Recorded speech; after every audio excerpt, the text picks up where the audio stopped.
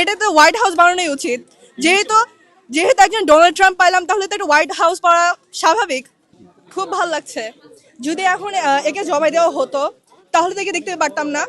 এইখানে ওকে দেখতে পারা, তারপর এতজন মানুষ একসাথে, খুব ভালো লাগতেছে।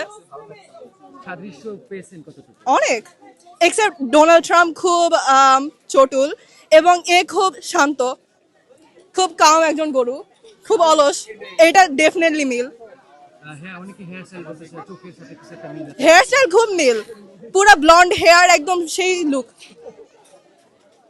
মানে সব মিলিয়ে কিরকম? খুব ভালো লাগতেছে। খুব ভালো লাগে। ঈদ আনন্দ কি তাহলে বৃদ্ধি করে দিল দরকার? জি, ডেফিনেটলি।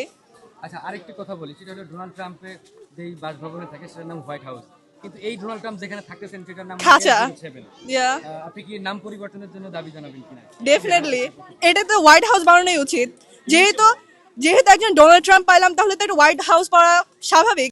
খবরের সব সিরিয়াস আপডেট তো জানলেন, এবার একটু বিনোদন হয়ে যাক। ঘুরে আসুন আমাদের চর বিজয় গ্রুপ চ্যানেল থেকে। এই ভিডিওর ডিসক্রিপশন বক্সে আমাদের চ্যানেলের লিংক আছে, এক ক্লিকে গিয়ে দেখে আসুন।